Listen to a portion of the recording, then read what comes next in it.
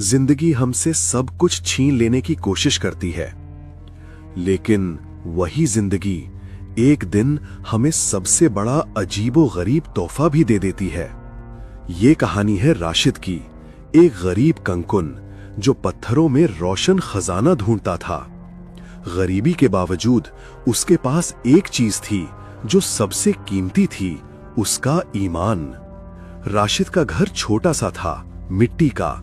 अंदर उसकी बीवी अमीरा और 2 छोटे बच्चे।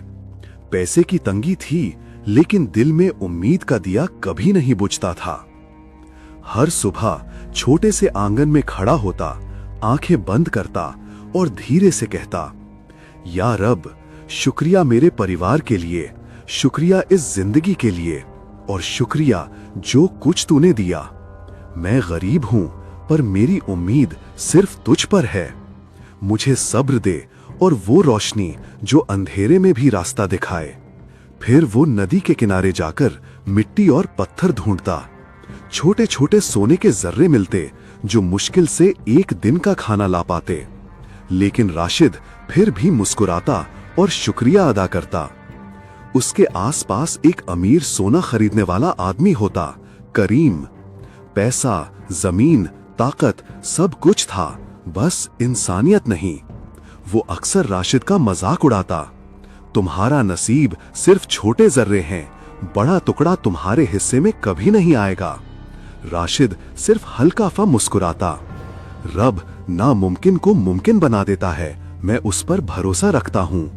एक रात जब पूरा दिन खाली गुजरा और सोने का जर्रा भी मुश्किल से मिला, राशिद अपने छोटे कमरे में घुटनों पर बैठ गया। आंखें भीग गईं। या रब, मैं अपने लिए नहीं, अपने बच्चों के लिए दुआ करता हूं।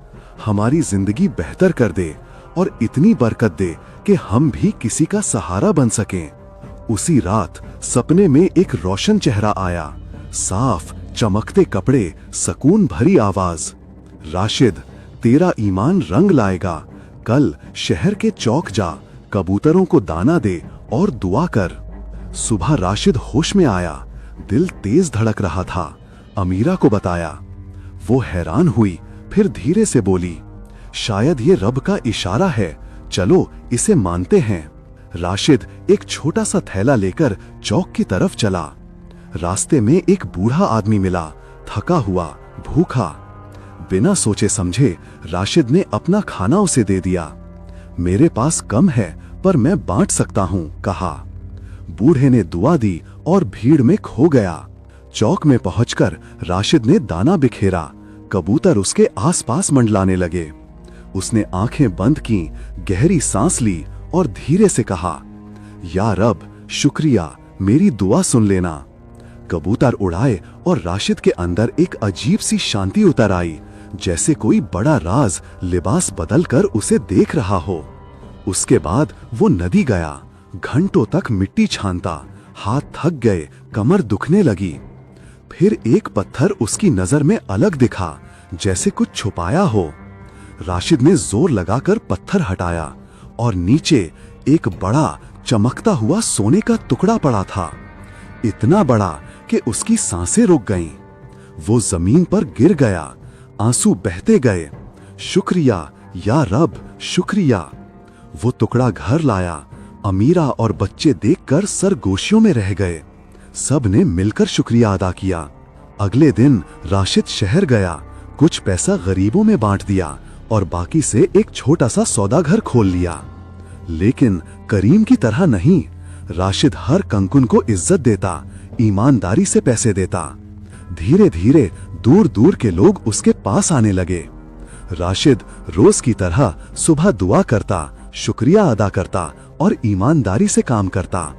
उसने समझ लिया कि असल रोशन खजाना न सोने में होता है, न पैसों में, बल्कि ईमान, नेक दिल और रब पर भरोसा इंसान को सबसे ज्यादा रोशन बना देता है।